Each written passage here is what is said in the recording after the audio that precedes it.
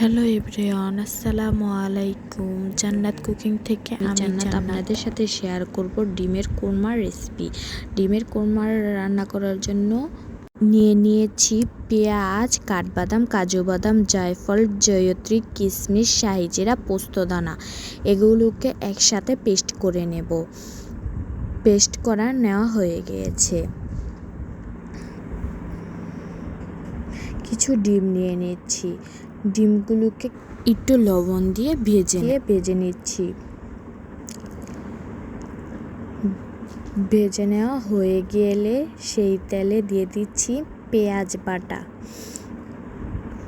একটু ভেজে নেব।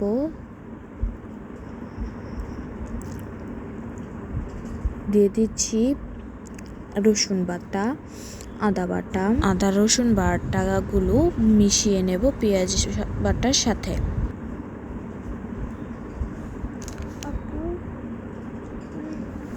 দিচ্ছি বেটে রাখা মশলা,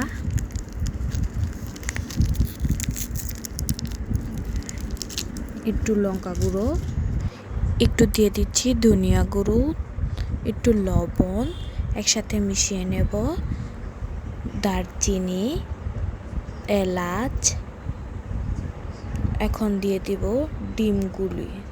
ডিমের সাথে মশলা মিশিয়ে নেব। দিয়ে দিচ্ছি একটু জিরে গুঁড়ো।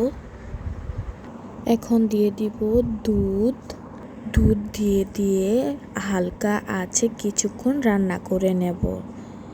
আমার রান্না প্রায় হয়ে এসেছে। যখন দেখব দুধটা একটু ঘন হয়ে এসেছে বুঝবো রান্নাটি হয়ে গিয়ে।